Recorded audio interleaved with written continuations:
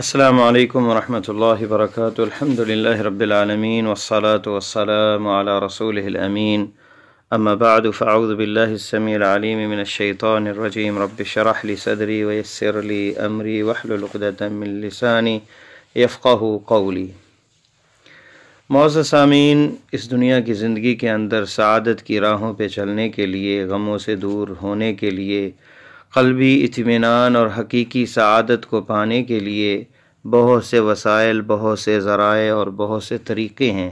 ان میں بہترین طریقہ، سب سے مناسب رستہ اور سب سے صحیح اور سیدھا رستہ کیا ہے؟ اللہ تعالیٰ نے قرآن مجید میں سورہ نمبر 13 اور آیت نمبر 28 میں فرمایا، الا بذکر اللہ تطمئن القلوب، جان لو کہ اللہ کے ذکر سے ہی دلوں کو اطمینان ملتا ہے۔ تو جو اطمینان چاہتا ہے، سکون چاہتا ہے، تو اللہ کے ذکر سے کبھی غافل نہ ہو۔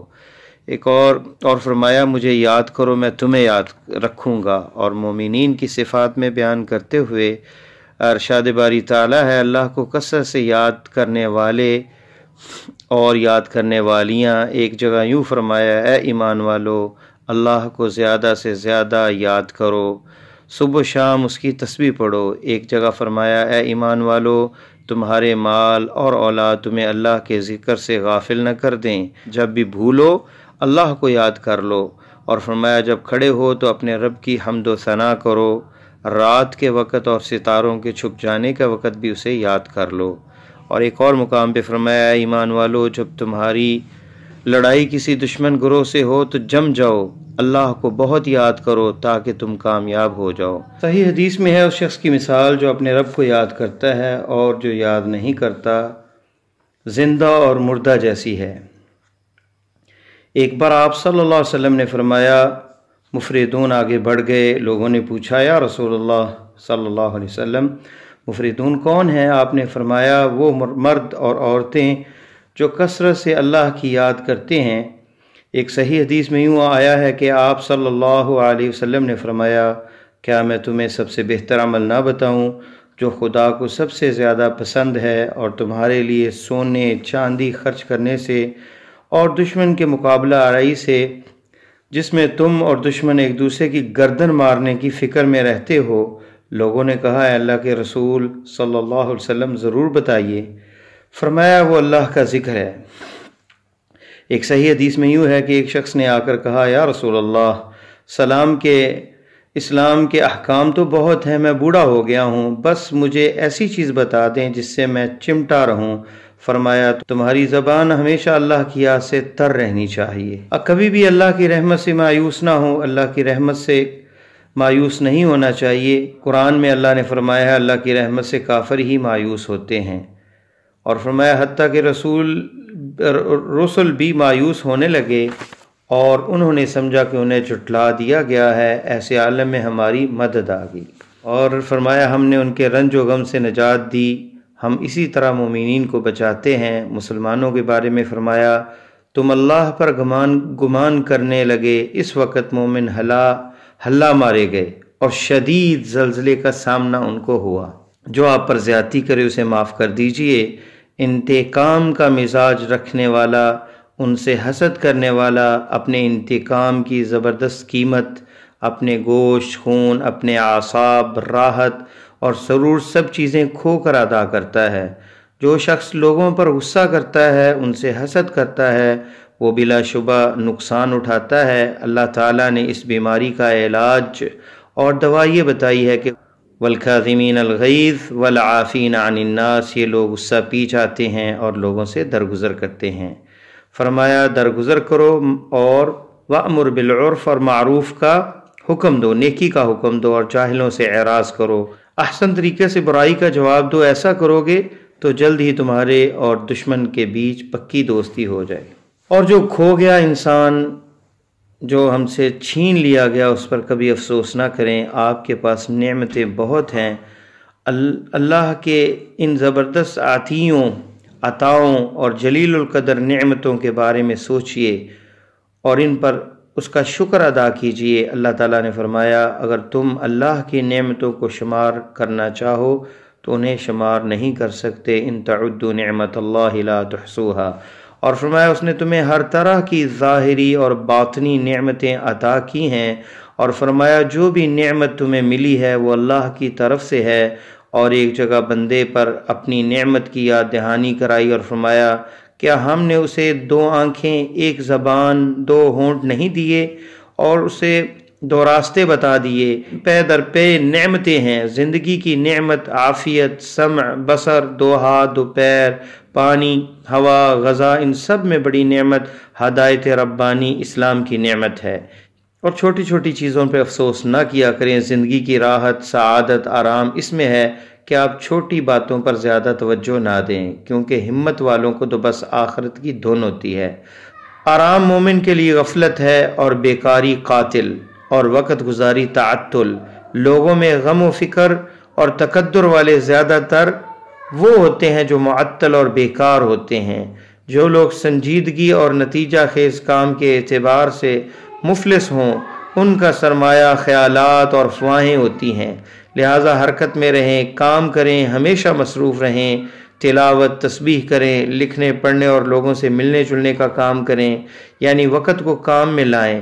خالی بالکل نہ رہیں کہ جیسے ہی خالی ہوئے تفکرات، پریشانیوں اور وہم و خیال نے آپ کو اپنی آماجگاہ بنایا کہ خالی جگہ شیطان کا بسیرا ہوتا ہے۔ جو آپ کے احسان کو بھلا دے، نیکی کا انکار کر دے تو اس پر رنجیدہ نہ ہوں، کیونکہ آپ کو اللہ سے ثواب لینا ہے۔ اس لیے کبھی بھی کسی سے نیکی کرتے ہوئے اس سے حسن سلوک کی توقع نہ رکھیں۔ اس لیے اپنا عمل خالصتاً للہ، اللہ کے لیے رکھیں، کسی کے شکریہ کی نا امید رکھیں۔ اگر آپ نے کسی پر احسان کیا ہو، پھر اس کے کمینہ پن کا تجربہ ہو تو اس کو محسوس نہ کیجیے کہ اس نے آپ کی نیکی اور حسن سلوک کا اعتراف نہ کیا۔ اپنا ثواب اللہ سے مانگیے۔ اللہ تعالیٰ اپنے دوستوں کے بارے میں کہتا ہے وہ اللہ کے فضل و کرم کے طالب ہوتے ہیں۔ اللہ نے اپنے نبیوں کے بارے میں فرمایا وہ کہتے اس چیز پر میں تم سے کوئی سوال نہیں کروں گا، کہہ دو کہ میں تم سے کوئی اجر نہیں مانگتا، میرا اجر اللہ کے پاس ہے، اس کے پاس کسی کی نعمت نہیں جس کا بدلہ دیا جائے۔ ہم تمہیں خالصتاً اللہ کے لیے کھلاتے ہیں اور تم سے کسی احسان یا شکریہ کے طالب نہیں ہیں۔ جو خیر کے کام کرے گا اس کا انعام اسے ضرور ملے گا۔ بھلائی انسانوں اور اللہ کے ہاں ضائع نہیں جاتی، لہذا اپنا معاملہ اللہ کے حوالے کر دیں۔ وہی ہے جو عطا کرتا ہے اور دیتا ہے، وہی حساب لیتا اور سزا دیتا ہے، وہی راضی ہوتا یا غضبناک ہوتا ہے۔ کندھار میں بہت سے مسلمان شہید ہوئے۔ حضرت عمر رضی اللہ تعالیٰ عنہ نے صحابہ سے ان کے بارے میں دریافت کیا۔ انہوں نے شہداء کے نام گنوائے اور کہا کہ ان کے علاوہ اور لوگ بھی شہید ہوئے جن سے آپ واقف نہیں۔ حضرت عمر رضی اللہ تعالیٰ عنہ کی آنکھوں میں آنسو آ گئے۔ فرمایا لیکن اللہ تو انہیں جانتا ہے۔ کسی بزرگ نے ایک نابینا کو فالودہ کھلایا جو ایک بہترین ڈش ہوتی تھی۔ ان کے گھر والے بولے کہ اس بیچارے اندھے کو کیا معلوم اس نے کیا کھایا؟ فرمایا ہاں مگر اللہ تو جانتا ہے، لہذا جب اللہ جانتا ہے کہ آپ نے کیا خیر کا کام کیا، کیا بھلائی کی، کیا احسانات کیے، تو پھر لوگوں کی کیا پرواہ۔ یہ آپ کو بس تھوڑا ہی نقصان پہنچا سکتے ہیں۔ لعنت، ملامت اور اعتراضات پر رنج نہ کریں، آپ پہ انگلیاں اٹھانے والوں کی فکر نہ کریں، کیونکہ یہ لوگ آپ کو بس تھوڑا ہی نقصان پہنچا سکتے ہیں۔ ان کی چال بازیوں پر تنگی میں نہ پڑیے، ان کی اذیت رسانی پر نہ جائیے، بس اللہ پر بھروسہ رکھیے، اللہ بہترین کارساز ہے۔ موسیٰ علیہ السلام پر انبیاء نے تہمت تراشی کی، اللہ نے موسیٰ کو اس سے بری کر دیا۔ حدیث میں ہے کہ رسول اللہ صلی اللہ علیہ وسلم نے ایک مرتبہ فرمایا میرے صحابہ کی برائیاں مجھ سے بیان نہ کرو، میں چاہتا ہوں کہ تمہارے ہاں سے سلامت صدر کے ساتھ نکلوں۔ تنگ دستی پر پریشان نہ ہو، کیونکہ قلت مال میں سلامتی ہے۔ جسم موٹا ہوگا تو قلب میں پیچیدگی ہوگی، کم مال ہو تو سلامتی رہتی ہے۔ دنیا سے زہد ایک ایسی راحت ہے جو اللہ اپنے بندوں کو دنیا میں ہی عنایت کر دیتا ہے۔ ہم زمین اور اس کی اشیاء کے وارث ہیں۔ ایک شاعر کہتا ہے پانی، روٹی، سایہ، بس یہی تو نعمتیں ہیں۔ ان کے باوجود اگر میں یہ کہوں کہ میں غریب و تنگ دست ہوں تو میں اپنے رب کی نعمتوں کا ناشکرا ہوں گا۔ اور جو ابھی کچھ ہوا نہیں، آنے والے اندیشے اور خوفوں سے اپنے آپ کو بے پرواہ کر لیجئے۔ تورات میں لکھا ہے کہ جس سے زیادہ ڈرا جاتا ہے وہ ہوتا نہیں۔ مطلب یہ کہ جن چیزوں سے لوگ زیادہ ڈرتے ہیں وہ کم ہی واقع ہوتے ہیں۔ ذہنی وہم زیادہ ہوتے ہیں جو حقیقت کا روپ کم دھارتے ہیں۔ حاسدین اگر تنقید کرتے اور برا بھلا کہتے ہیں اور آپ اس پر صبر کرتے ہیں تو آپ کو اس کا اجر و ثواب ملے گا۔ اگر وہ تنقید کرتے ہیں تو سمجھ لیجئے کہ آپ کو وزن دے رہے ہیں، کیونکہ مردہ کتے کو کوئی نہیں بھگاتا۔ حقیر لوگوں سے کوئی حسد نہیں کرتا، اور حسد جو ہے وہ نیکیوں کو ایسے کھا جاتا ہے جیسے لکڑی آگ کو کھا جاتی ہے۔ آپ لوگوں کی زبانوں کو اپنی آبرو ریزی سے روک نہیں سکتے، لیکن ان کی بد کلامی اور تنقید سے یوں بچ سکتے ہیں کہ آپ خیر کے کام کثرت سے کریں۔ اللہ تعالیٰ سے دعا ہے کہ اللہ تعالیٰ ہماری زندگیوں کو سیراب کرے، ہماری زندگیوں کو بہترین بنائے، اللہ کے ذکر کے ساتھ معمور کرے، اور یہ وہ قافلے جو جنت کو جانے والے ہیں، نیک صالحین کے ساتھ نیک اعمال کرنے والے اور اللہ کو راضی کرنے والے اور ہمیشہ نظر آخرت پر رکھنے والے اور دل کی نیتوں کو خالص کرنے والے اور انگلیاں اٹھانے والوں سے بے پرواہ ہو کر اپنی منزل کی طرف رواں دواں جانے والے چلنے والے اللہ ان میں ہمیں شامل فرمائے۔ خاتمہ اللہ تعالی ہمارا ایمان پہ فرمائے، اور اللہ تعالیٰ یہ دنیا کی زندگی بھی آسان فرمائے، اگر کوئی اس میں ہمیں آزمائش میں مبتلا کرے تو صبر کی توفیق دے، اور آخری ٹھکانہ اور آخری منزلت ہماری جو ہے وہ جنت ہے، وہ اللہ تعالیٰ ہمیں عطا کر دے۔ سبحانک اللہم بحمدک، اشہد ان لا الہ الا انت، استغفرک و اتوب الیک۔